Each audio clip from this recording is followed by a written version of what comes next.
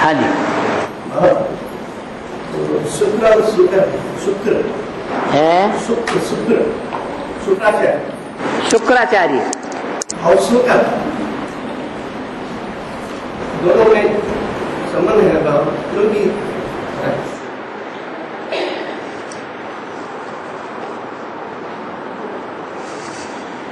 शुक्र वीर्य को भी कहा जाता है।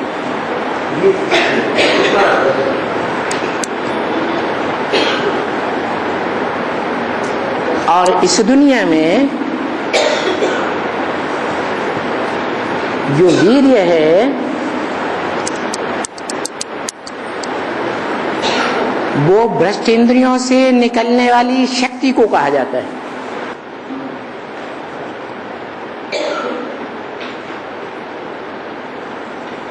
और वो शुक्र आचार्य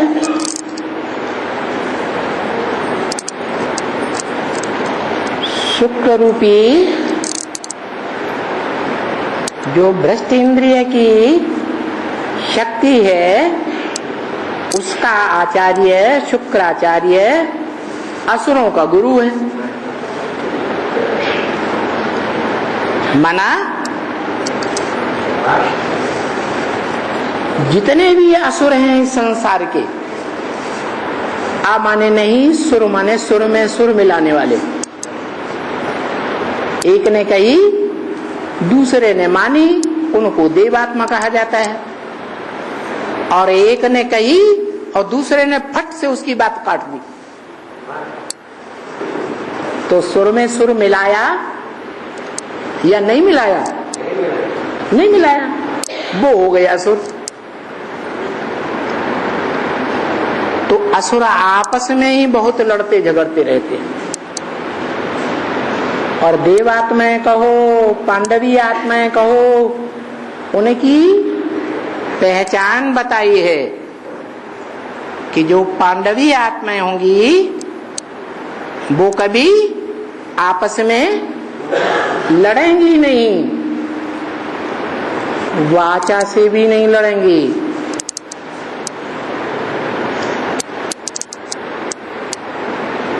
कर्मेंद्रियों से भी नहीं लड़ेंगी, वाइब्रेशन से भी नहीं लड़ेंगी, और दृष्टि से भी, लाल पीली आंखें एक दूसरे के प्रति नहीं करेंगी। उनको देव आत्मा कहा जाता है या पांडवी आत्मा कहा जाता है। पंडा बाप के बच्चे, पंडा उसे कहा जाता है जो पार ले जाने वाले स्थान का रास्ता बताता है। वो पंडे होते हैं दुनियावी, वो भक्ति मार्ग के जो मंदिर हैं, मस्जिद हैं, गुरुद्वारे हैं, गिरजाघर हैं, वहां ले जाने का रास्ता बताते हैं। लेकिन रास्ता सिर्फ बताते हैं, पार तो कोई नहीं लगता। सब इसी दुनिया में डूबते जाते हैं भवसागर में। वास्तव में जिसे तीर्थ कहा जाता है, तीर माने किनारा, था माने स्थान, एक किनारे लगाने वाला स्थान, डुबोने वाला पंडा नहीं, पार ले जाने वाला पंडा। वो एक ही भगवान है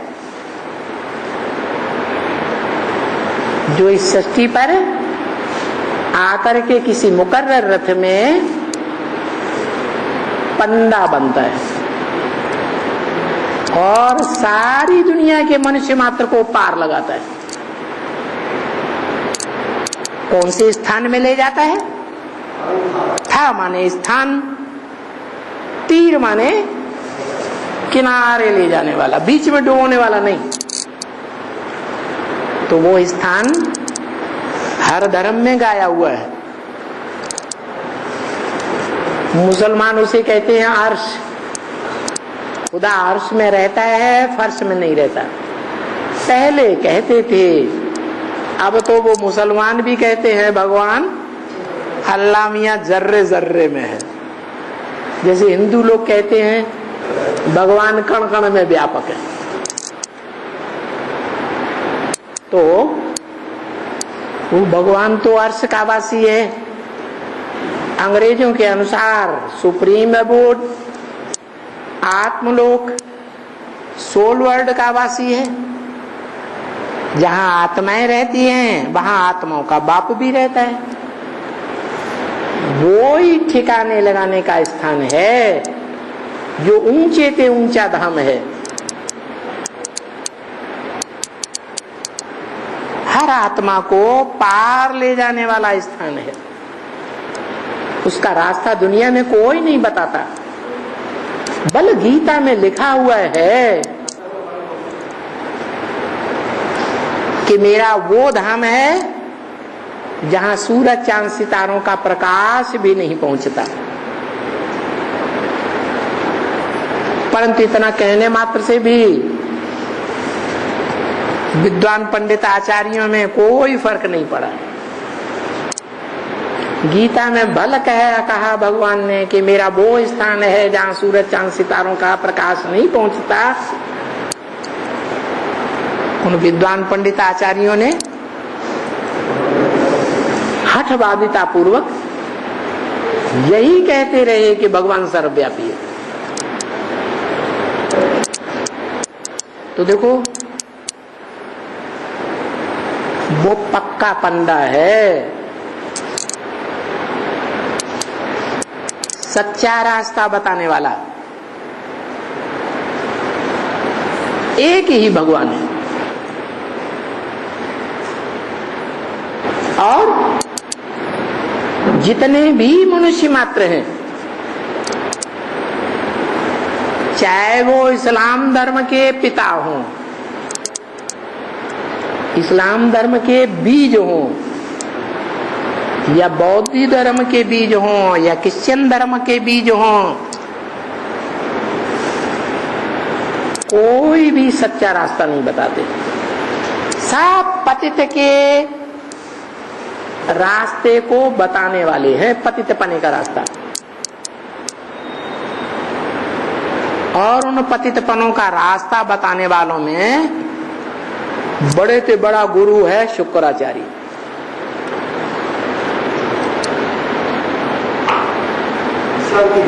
वो शुक्राचार्य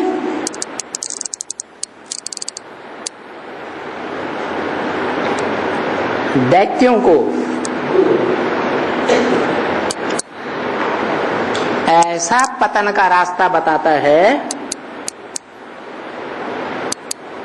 कि वो जन्म जन्मांतर पतित ही बनते रहते हैं। जैसे गीता में लिखा है मूढ़ा जन्मनि जन्मने। वो मूर्ख आत्माएं जन्म जन्मांतर नरक की योनियों में ही जन्म लेती हैं, स्वर्ग में कभी जाती ही नहीं। तो उनका नाम शुक्राचार्य पड़ा।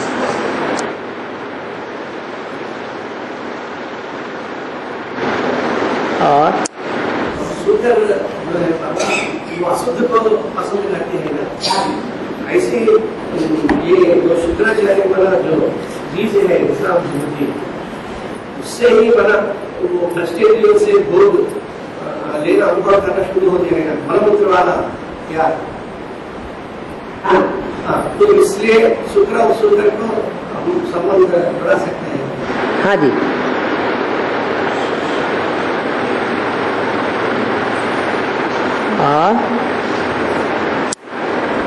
बाबा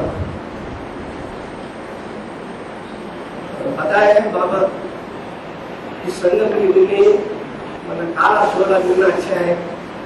काला छोला, काला छोला मतलब 16 कला, काला काला ब्लैक, शरीर ब्लैक, काला 16 शरीर, देह देह देह काली, काली 16, काली 16 भी अच्छा है क्योंकि दूसरों को दूसरी नहीं पड़ती है, ऐसा पता है ना बाबा। काला 16 मीना अच्छा है इस संगम युग में। संगम युग में जो शरीर है आकर्षक नहीं होना चाहिए। अगर आकर्षण करने वाला शरीर होगा तो बहुतों का बुद्धि योग जाएगा, और जब बहुतों का बुद्धि योग अपनी ओर खींचेगा तो आत्मा खिंच जाएगी, भगवान की ओर नहीं खींचेगी। सुंदर चेहरा बहुतों को आकर्षित करता है, और भौड़ा चेहरा, भौड़ा शरीर कोई को आकर्षित नहीं करेगा। तो जब कोई उसको आकर्षित ही नहीं करेगा तो उस भौड़े शरीर, भौड़े चेहरे वाले का बुद्धियोग कहाँ जाएगा? बाप की तरफ जाएगा। तो अच्छा ही है ना। लेकिन इतना ही पता, वो सुंदर चोला जो किसको मिलता है वो पुण्य कर्म की फल है, पाप कर्म की फल है। अभी तो संगम में किसको मिलता है? बाप के कहे के अनुसार हर जन्म में सुंदर चोला मिले वो अच्छी बात, लेकिन संगम युग में सुंदर चोला मिले वो अच्छी बात नहीं है। मतलब जब कोई पाप कर्म के फल है तो पूर्व जन्मों में चोले से कुछ सुंदर कार्य किए होंगे तो सुंदर चेहरा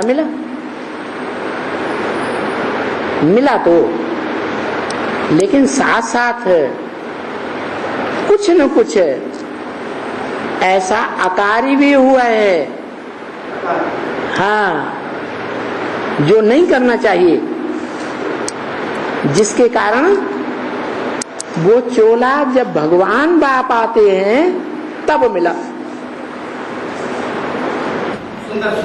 हाँ जी, और उसकी सुरक्षा बहुत करनी पड़े।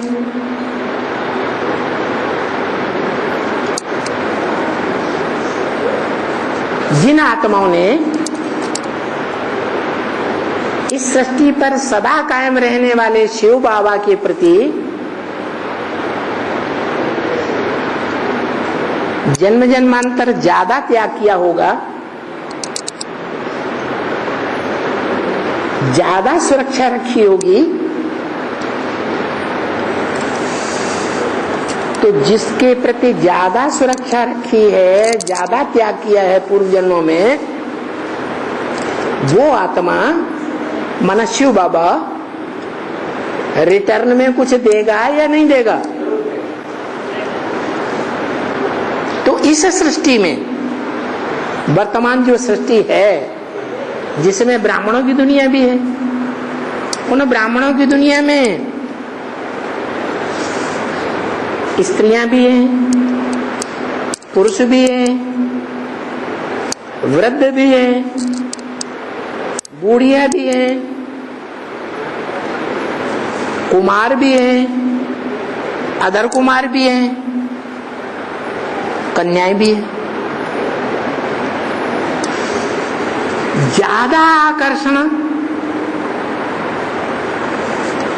कुमारियां करती हैं,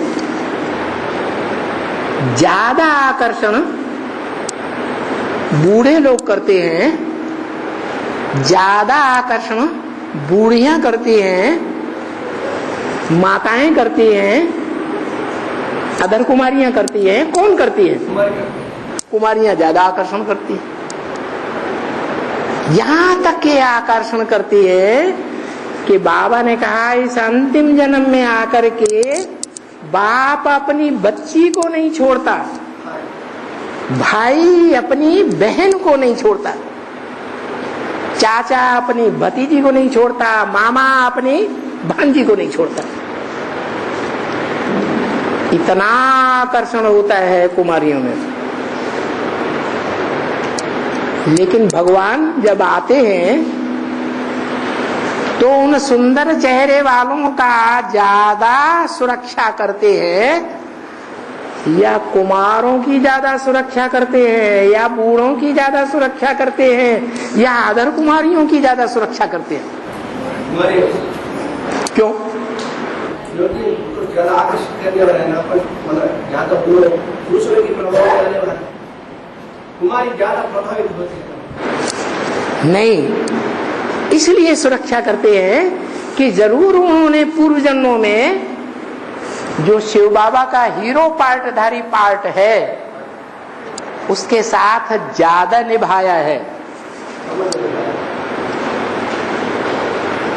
इसलिए जिसके साथ निभाया है अंतिम जन्म में आकर के वो उसके साथ निभाता है। तो बताओ, जो सुंदरता है शरीर की वो वरदान बन गई या अभिशाप बन गई? है अभिशाप बन गई।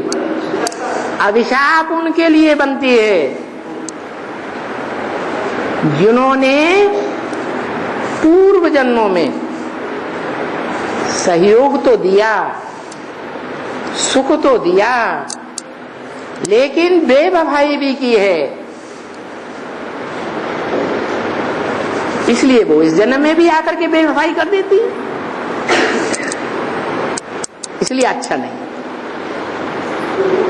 दुनिया आकर्षित करती है तो बेवफाई करने के लिए मजबूर हो जाती है। और हाँ, 4.5 लाख रिजर्व पर भट्टी कब तक चल रहा है बाबा?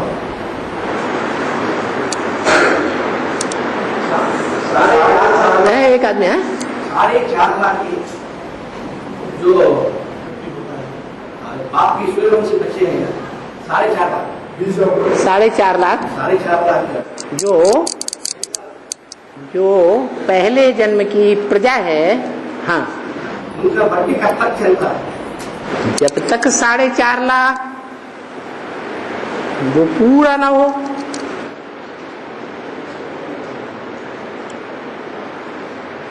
और उस भट्टी में समझाना भी एक एक को है, एक ही परिवार को समझाना है, एक जैसे संगठन को इकट्ठा समझाना है, हुजूम को नहीं समझाना है।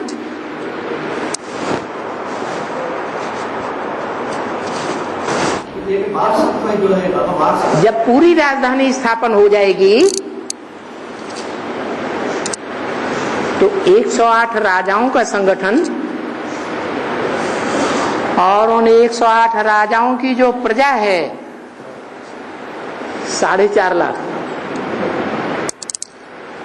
वो पूरी राजधानी संगठित पक्की पक्की हो जाएगी या नहीं? फिर उस 7 दिन की भट्टी में आने वालों की संख्या बहुत हो जाएगी या थोड़ी रहेगी? बहुत हो जाएगी। फिर उनको कंट्रोल नहीं किया जा सकता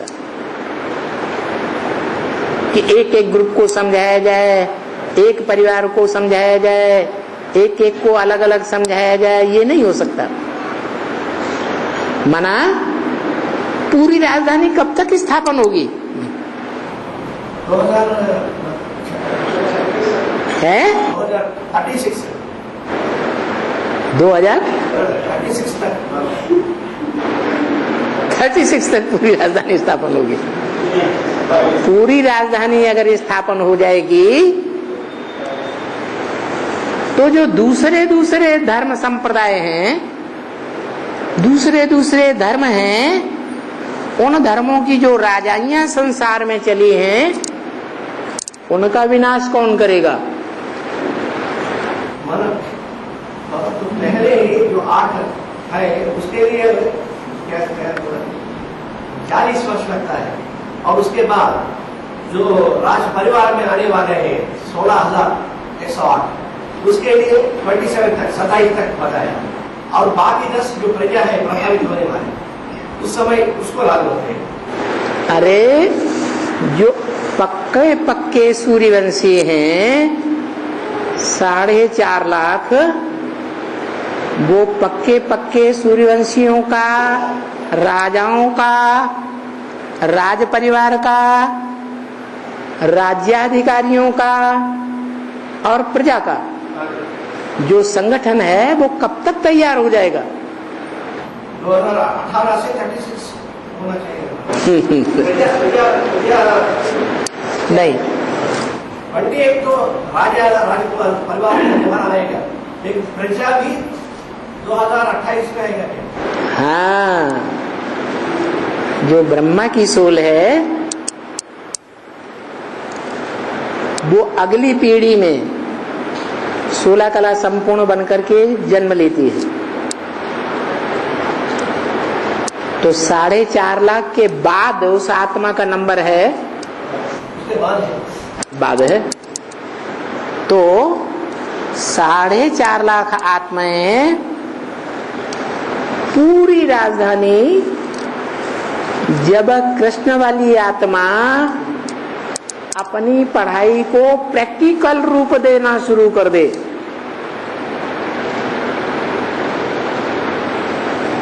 तब कहेंगे।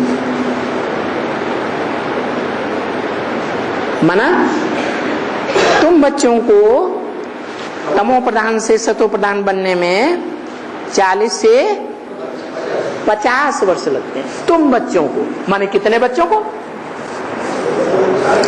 4.5 लाख। 4.5 लाख की पूरी राजधानी स्थापन हुई और जोर से विनाश शुरू हो जाएगा। जितनी जितनी स्थापना होती जाएगी उतना उतना विनाश भी होता जाएगा। तो पूरी राजधानी स्थापन होने में 50 वर्ष लगेंगे। उसके बाद जो सतयुग की पहली डायनेस्टी है उसकी शुरुआत होगी। तो जो पहली डायनेस्टी है 28 के बाद शुरू होगी या उससे पहले है? हाँ जी, वो आत्माएं चाहे चंद्रवंश की पक्की हो, चाहे इस्लाम वंश की हो कन्वर्टेड आत्माएं, चाहे बौद्ध वंश की कन्वर्टेड आत्माएं हो, ब्राह्मण बनी हो, सभी धर्मों की आत्माएं जो भारत से कन्वर्ट होकर के विदेशों में गई, उन सब का पतन शुरू होगा। विनाशाय च दुष्कृताम। धर्म संस्थापनार्थाय, तो सद्धर्म की स्थापना के लिए या झूठे धर्मों की स्थापना के लिए? तो सद्धर्म तो सूर्यवंश है। सूर्यवंश की पूरी स्थापना 28 तक हो जाएगी। फिर दूसरे धर्मों का पराभव शुरू, जोर से विघटन शुरू होगा। 4.5 लाख तो 28 बनेगा है जी। 4.5 लाख 28 इस वर्ष में। हाँ जी, पूरी राजधानी स्थापन हुई और काम पूरा हो गया। फिर उस राजधानी को हिलाए नहीं सकता कोई। ये ब्राह्मणों का संगठन ऐसा बन जाएगा कि इसमें एक भी असुर पांव भी नहीं रख सकेगा। अभी ऐसा संगठन है? अभी दूसरे धर्मों में कन्वर्ट हुई आत्माएं धड़ाधड़ आती जा रही। जो राज्य स्थापना करने के लिए 60 वर्ष लगता है, ये 5 ईयर 76 से 60 है। राजधानी स्थापन होने में 60 वर्ष लगता है। ये मूर्ति पॉइंट है 76 से 36 तक। तुमको तमो प्रधान से सतो प्रधान बनने में 40 से 50 वर्ष लगते हैं। तुमको माने किनको? तुमको माने किनको? उनको पहले 8 और उसके बाद नंबर बाद ज्यादा से ज्यादा तुमको कितने? 4.5 लाख जो सन्मुख सुनेंगे। कितने सुनेंगे सन्मुख? 4.5 लाख। तो जब 4.5 लाख सन्मुख सुनेंगे और उनकी राजधानी ही परिपक्व 100% होगी, जिसको दुनिया में कोई भी नहीं जीत सकेगा, तो 60 वर्ष का हो गए।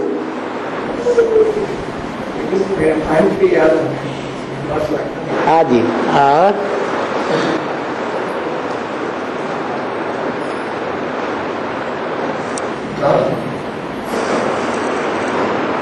कार्तिकेय को शक्ति मतलब उसका शक्ति है ना है।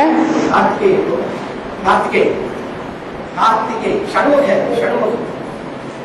षण्मुख कार्तिकेय। हाँ कार्तिकेय। उसको शक्ति मतलब सूर्य दिखाते है। उसका जो आयुध है, आयुध वेपन, उसको आयुध है शस्त्र, सूर्य दिखाते हैं। सूर्य उसका क्या कहना है? वेपन, अंग्रेजी में वेपन कहते हैं, माना आयुध है जो माना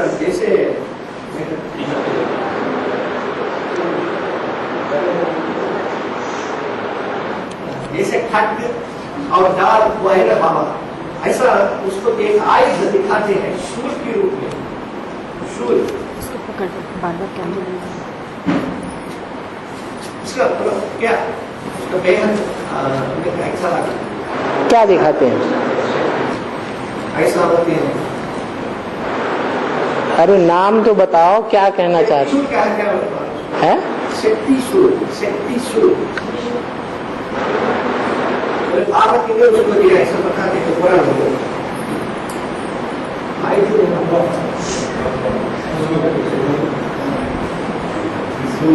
जो क्षत्रिय होते हैं अपने आप को रक्षण करने के लिए कोई आयुध होता है ना, जैसे तलवार होती है, दाल होती है, ऐसा राजा होती है ना आयुध, ऐसा षण्मुख को एक आयुध है शक्ति शूल। आयुध माने शस्त्र, हथियार। कौन सा हथियार दिखाते हैं?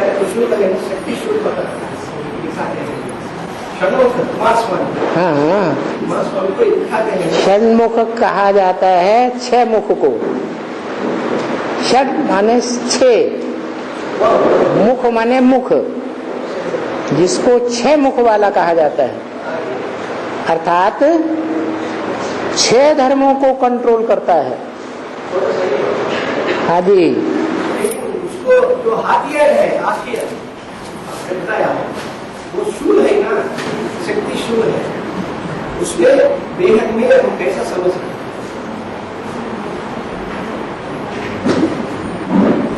जैसे महाविष्णु को 4 भुजा के रूप में दिखाते हैं, कमल, शंकर, ऐसा। और शंकर को त्रिशूल है, त्रिशूल आयुध है, वो मेहर में कैसा समझ रहे हैं? त्रिशूल तो कोई अलग चीज नहीं है। शूल माने बाण, 3 बाण, ब्रह्मा का बाण, विष्णु का बाण, शंकर का बाण। ब्रह्मा के जो ज्ञान बाण हैं वो है वेदवाणी, मुरली।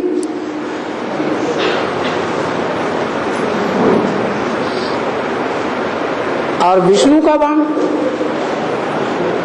नो विषय टाल, विषय विकार का नाम निशान नहीं। जिसकी यादगार दिखाते हैं,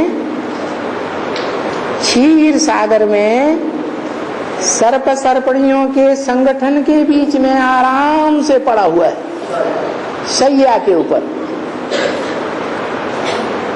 माना रहता है उनके साथ, लेकिन उनका संग का रंग उसको नहीं लगता। ऐसा विष्णु करो, मन पवित्रता, तो पवित्रता ही उसका बाण, वो शस्त्र है। और शंकर का त्रिशूल, उसके पास तीनों ही शूल हैं। ब्रह्मा का शूल भी है, ब्रह्म वहां वाक्य का भी अधिकारी है, और विष्णु का जो पवित्रता का शस्त्र है, उस शस्त्र का भी अधिकारी बन जाता है जब निराकारी स्टेज को पाता है। और तीसरा, शिव जो सबसे बड़ा शस्त्र है, सारे विश्व का कल्याणकारी। एक भी मनुष्य आत्मा नहीं जिसका कल्याण करने का भाव हो, सबका कल्याणकारी। सर्वे भवन्तु सुखिनः सर्वे सन्तु निरामया वसुधैव कुटुम्बकम। सारी वसुधा, सारी पृथ्वी पर जितने भी मनुष्य मात्र रहे पड़े हों, सब सुखी रहें, ये कल्याण का भाव। उसको कहते हैं सत्यम, शिवम और सुंदरम। सत्य माने ज्ञान, शिवम माने कल्याणकारी, और सुंदरम वो ही सुंदर है जो कल्याणकारी है। अगर सारी दुनिया का कल्याण का भाव नहीं है तो कल्याणकारी भी नहीं। इसलिए एक नारायण ही है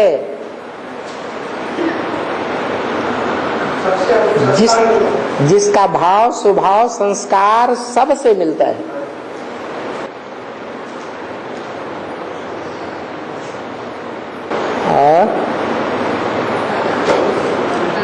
षण्मुख को सभी कोला में बड़ा रूप में देखा जाए। षण्मुख कुमार स्वामी को सभी कोला में बड़ा रूप में देखा जाए। बड़ा रूप में देखा जाए, बड़ा रूप, बड़े आदमी के रूप में देखा जाए। धीरे बोले जरा है। बड़े रूप में दिखा। कार्तिकेय को बड़े रूप में दिखाते हैं, बड़े आदमी के रूप में दिखाते हैं भाई बाबा। लेकिन पढ़ने में दंड पकड़ के छोटे बालक रूप में दिखाते हैं। और यहाँ जो दक्षिण भारत है ना बाबा, दक्षिण भारत में यहाँ जो योगी से मना जो सिनेमा फिल्म्स है, शिवलिंग फिल्म्स है, सिनेमा, हाँ। और जो पुस्तक है उसमें गणपति को बहुत दिखाते हैं, मतलब बड़ा दिखाते हैं। गणपति को बड़ा रूप दिखाते हैं। यहाँ दक्षिण भारत क्योंकि विदेश है ना, वास्तव में तो कुमार स्वामी तो बड़ा है ना, और गणपति उसके बाद है। गणपति छोटा है, कुमार स्वामी बड़ा भाई है। हाँ, यहाँ जो दक्षिण भारत में जो फिल्म है, सिनेमा है, उनमें गणपति को बड़ा दिखाते हैं। क्योंकि कुमार स्वामी कहा जाता है। कुमार का मतलब है कुमार, शादीशुदा नहीं, कुमार है, इसलिए छोटा है। गणपति शादीशुदा है, इसलिए जो सन्यासी है वो बड़ा है गृहस्थी के मुकाबले, या छोटा है भगवान की दृष्टि में।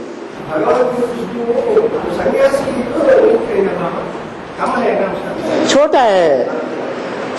और गणेश ज्ञानी है,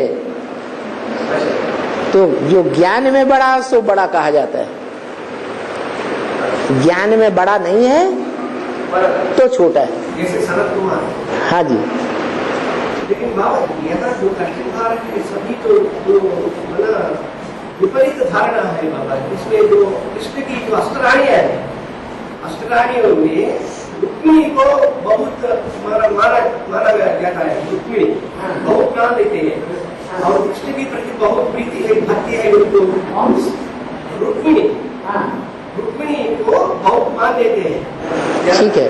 हाँ, सच्चे भाव को बहुत गर्व है, अहंकारी दिखाया है, दिखाते हैं। हाँ। लेकिन जैसा नाम वैसा नाम सच्चे भाव हमारा सच्चे है ना, इसलिए सच्चे भाव कहा गया है। सत्य कहा जाता है पवित्रता को, सब पवित्रता, पवित्रता ही सत्य है। पवित्रता नहीं है तो असत्य है। इसलिए सत्य भाव में पवित्रता है, और जिसमें प्योरिटी है, पवित्रता है, सत्य की शक्ति है, माने भगवान की शक्ति है। तो जिसमें भगवान की शक्ति होगी वो दूसरों के सामने झुकेगा बस। इसलिए माता गुरु गाया हुआ है। लेकिन सब पटरानी बोला ना बाबा ने, वो आगे जो पटरानी और राधा ही असली कृष्ण को भले मान्यता ज्यादा दी है रुक्मिणी को, क्योंकि रुक्मिणी जो है वो भी पटरानी है। आठों ही पटरानियां 8 धर्मों से कनेक्टेड है। जो 8 धर्म हैं, चंद्रवंश से लेकर के और आर्य समाज तक, वो सारे ही पतनशील हैं, पुरुषार्थ करते हैं, तीव्र पुरुषार्थी भी हैं, लेकिन पुरुषार्थ करते करते भी अंत में पट्ट में जाके गिरते हैं, नीचे गिर जाते हैं। उन नीचे गिरने वालों में पहला नंबर रुक्मिणी का है, इसलिए बड़ा दिखाया है। सच्चे मामा भी है ना। हाँ, वो सच्चे मामा भी नीचे गिरने वाले हैं, अहंकारी। सत्य तो है, लेकिन साथ साथ अहंकार भी है देह का, कि देह के आधार पर सत्य है, देह में प्योरिटी है। इसलिए रुक्मिणी में वो प्योरिटी नहीं है। रुक्मिणी वो पटरानी है जो इस्लाम धर्म से कनेक्टेड है, इसलिए। और हाँ जी,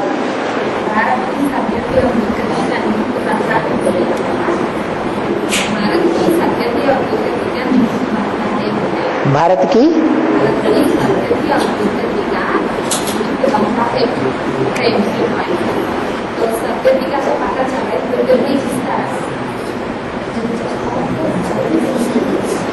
भारत की सदगति और दुर्गति का, भारत की सदगति और दुर्गति, हाँ,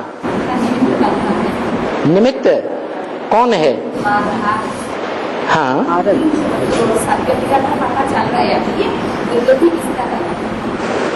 क्योंकि भारत जो है माता भी कहा जाता है। अगर माता है तो क्या विधवा है? जरूर सधवा है, तो पूजा होती है सधवाओं की। तो भारत माता सधवा है, इसका मतलब भारत माता है तो पिता भी जरूर है या नहीं है? लेकिन पिता पुरुष है या स्त्री है? और पुरुष सब दुर्योधन दुशासन, चोला ही ऐसा है। इसलिए हथेली पर तो आम नहीं जमाया जा सकता, एकदम जल्दी में कोई काम हो सकता है? नहीं होता। तो जो भारत पिता कहा जाता है, वो भारत पिता जो ज्ञान की रोशनी में रत रहने वाला है, वो पुरुष चोले वाला है। और पुरुष चोला होते हुए भी उसे पुरुषार्थी जीवन में लंबा समय काटना है कि थोड़ा समय? लंबा समय काटना है।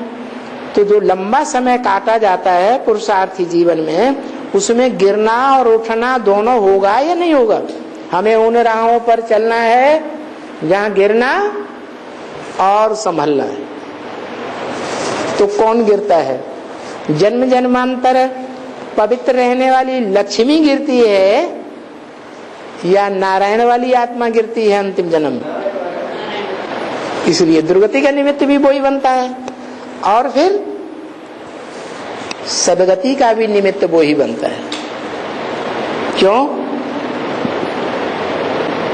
इसलिए कि ज्ञान को सत्य कहा जाता है,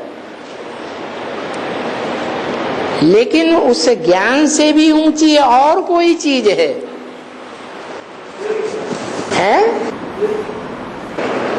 ज्ञानात् ध्यानम विशिष्यते, याद। और उस याद में लक्ष्मी उसकी ही नहीं है। कौन तीख है? एकलव्य, राम वाली आत्मा तीख है।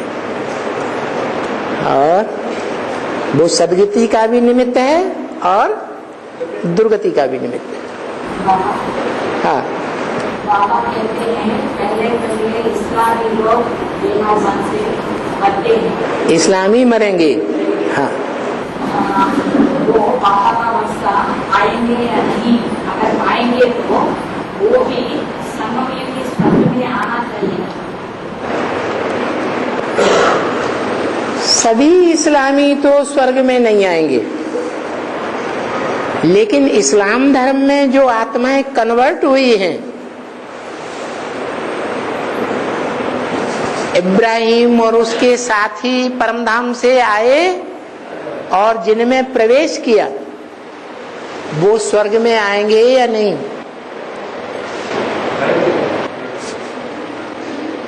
वो आधार मूर्त स्वर्ग में आएंगे या नहीं आएंगे? आएंगे। और उन आधार मूर्तों को भी जन्म देने वाले जो बीज रूप पिता आत्माएं हैं, बीज आत्माएं हैं, वो भी स्वर्ग से भी ऊंचे स्वर्णिम संगम युग में आएंगे या नहीं आएंगे? आएंगे। इसलिए वो भी प्राप्ति करते हैं। वो प्राप्ति नहीं कर सकते जो सूर्यवंशी करते हैं, पक्के सूर्यवंशी।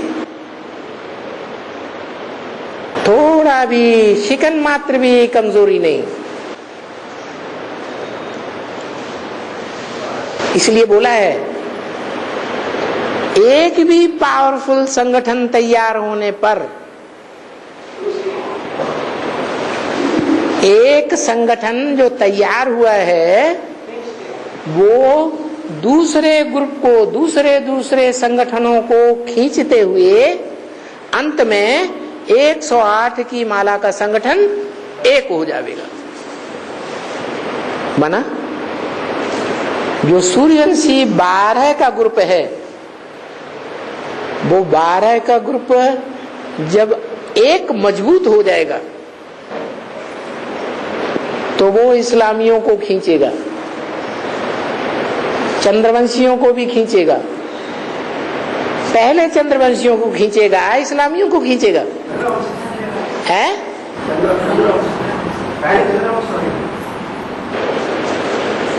ये बोला कि पहले इस्लामी मरेंगे,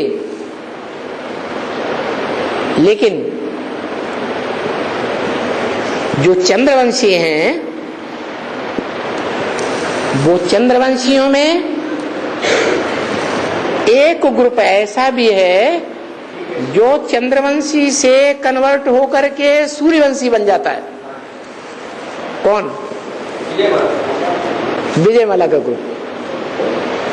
इसलिए वो चंद्रवंशी जो है, भले इब्राहिम, बुद्ध, क्राइस्ट, गुरु नानक, ये सब सन्यासी है, प्रवृत्ति मार्ग को पक्का पोषण करने वाले नहीं है, लेकिन उन सब के बीच में वो चंद्रवंशी ज्यादा पक्के सन्यासी है।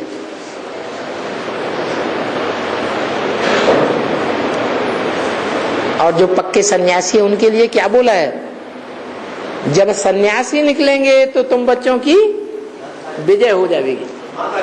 हाँ जी, वो चंद्रवंशी सन्यासी ऐसे हैं कि जब वो विजय माला निकलेगी तो तुम्हारी विजय ही विजय है। विजय माला निकली माना विजय का हार पड़ा। इसलिए इस्लामी बाद में और चंद्रवंशी पहले हो जाते हैं। और हाँ, जो डेवलपमेंट्स है स्टेट में, नवरात्रि आंध्र प्रदेश, आंध्रा में, हाँ आंध्र में जो विभाजन हो गया है ना, विभाजन हो गया, दो राष्ट्र बन गए ना। हाँ। तो यहाँ तो मध्य में तो विजयवाड़ा को कैपिटल बनाया है ही विजय माला। अंधों की माला, लंगड़ों की माला है या अंधों की माला है?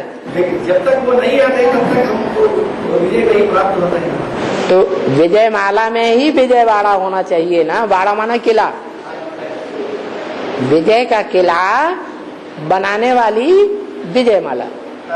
तो जो विजय माला है वो ही है आंध्रा वाले पक्के पक्के, जो ज्ञान सागर के सबसे जास्ती नजदीक रहते हैं।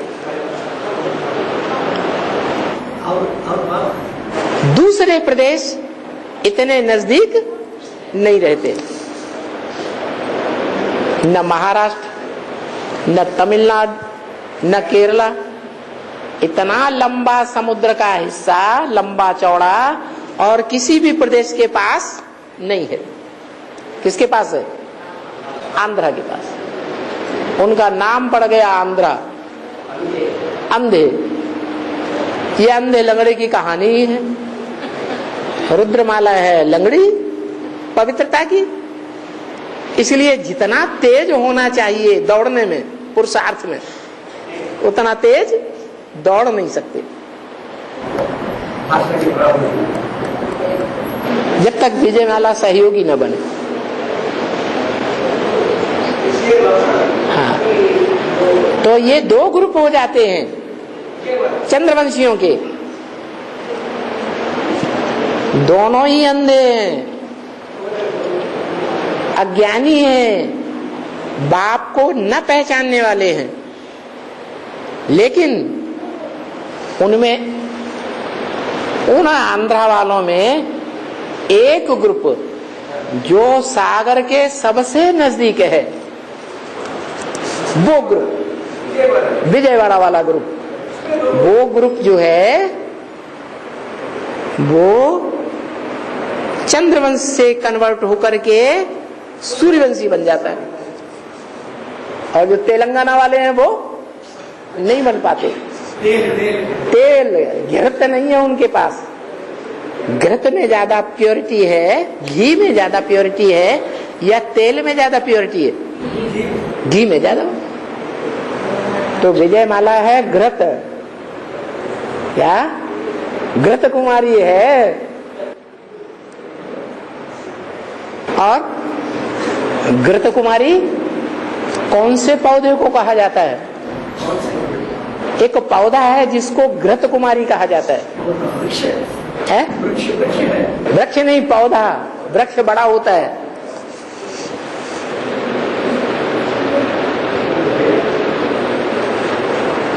अरे घृत कुमारी आसव नहीं सुना है? एक दवाई का नाम है घृत कुमारी आसव, कुमारी आसव, घी की कुमारी। वो पौधा आंध्रा में बहुत पैदा होता है। मोटे मोटे पत्ते होते हैं, उसको कहते हैं ग्वार का पाठा, समझा? तो वो है घी की कुंवारी। हैदराबाद में, तेलंगाना में उतना नहीं पैदा होता, वो नाम ही है तेलंगाना। हम इसका है ये महाराज के नाम भी अमरावती रखा है बाबा, है अमरावती, हाँ जी, अमरावती रखा है। मतलब जो अमर निवास करते हैं वही अमरावती है ना, तो वो अमरावती कब बनता है? जो अमर बने, अमर माने मरे ही नहीं, माना सदा निश्चय बुद्धि बने रहे, वही अमरावती है। और दोनों लाभ करने में बहुत मजा आ रहा है। अभी कृष्णवेणी का पुष्कर चल रहा हैं? है, कृष्णवेणी का कृष्णा नदी है ना, विजयवाड़ा में कृष्णा नदी है ना बाबा। हाँ, कृष्णा नदी, हाँ हाँ तो उसका पुष्कर चल रहा है अभी, 12 साल में एक बार आएगा पुष्कर। हाँ, इतने लोग जाके वहाँ डूबते हैं, इसका शूटिंग किस तरह होता है? डूब जाते हैं, नहीं, डूब के स्नान करते हैं, स्नान करते हैं, हाँ जी, हाँ, नदियों में डूबा लगा रही है, कृष्णा नदी में, हाँ है। उसका शूटिंग कैसे? मतलब यही है, अभी जो पुष्कर हो रहा है, कृष्णा के पुष्कर, मतलब पुष्कर स्नान हाँ, अभी हो रहा है। हर एक साल हर एक नदी का होता है, गंगा का होता है, यमुना का होता है। इसी दक्षिण भारत 12 साल के बाद होता है। 12 साल के बाद होता है। हाँ जी, तो कहते हैं ना, तो जो गुरु बृहस्पति जो 12 राशियां, तो जो वो जब कन्या राशि में प्रवेश करती है पुष्कर के साथ जो बृहस्पति, तब एक पुष्कर को मतलब पुष्कर होती है। पुष्कर बृहस्पति नहीं है। वो तो है, बृहस्पति के साथ वो मिलती है। हाँ, जब साथ मिलकर कन्या राशि में प्रवेश करती है, तब ये पुष्कर नदी जो है उसको पुष्कर होती है, ऐसा कहते हैं। बेहद में क्या है? कृष्ण की बच्ची कृष्णा, कृष्ण की बच्ची कृष्णा, कृष्ण माने ब्रह्मा, उसकी बच्ची ब्रह्मा कुमारी असल में जो मुखवंशावली है, मुरली को मानने वाली है, मुख की भाषा को मानने वाली है, वो असली ब्रह्मा कुमारी, मुखवंशावली नहीं। इसलिए वो ही कृष्णा है। कृष्णा माने कृष्ण की बच्ची, लक्ष्मी के नाम। हाँ जी। ये पुष्कर माने बृहस्पति के साथ, पुष्कर माने बेहद में बृहस्पति माने साकार बात है, और पुष्कर कौन है? बेहद बृहस्पति पुष्कर के साथ आकर ये कन्या में प्रवेश करती है, तब पुष्कर को पुष्कर होती है। ये पुष्कर कौन है? बृहस्पति के साथ पुष, पुष्कर है। पुष माने धक्का, कर माने करने वाला, माने धक्के से जो चले वो हुआ पुष्कर। पुष्कर में कौन सा देवता मान्यता प्राप्त है? ब्रह्मा। ब्रह्मा और ब्रह्मा कुमारियां, इनको पुश किया जाता है एडवांस पार्टी के द्वारा, तब वो पुरुषार्थ करती हैं, ईश्वरीय सेवा का ढोंग करती हैं। इसलिए वो पुष्करणी ब्राह्मण हैं, सारस्वत ब्राह्मण नहीं, सरस्वती पुत्र नहीं है। और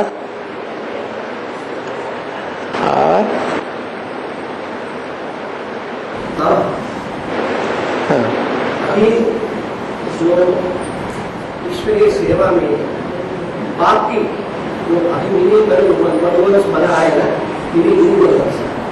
जो बात ईश्वरीय सेवा में जो अपना घर दे दे, ईश्वरीय सेवा में अपना घर बाकी सेवा में लेते हैं, दान करते हैं, पर उनका तो द्वापर युग से उनका फल किस रूप में है?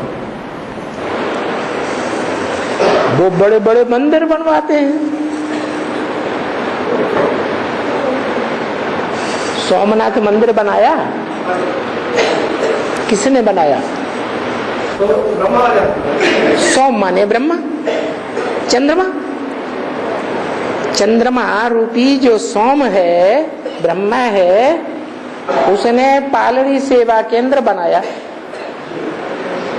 जहां से विश्व की बीज रूप आत्माएं निकली। तो उसका प्रतिफल क्या होता है? द्वापर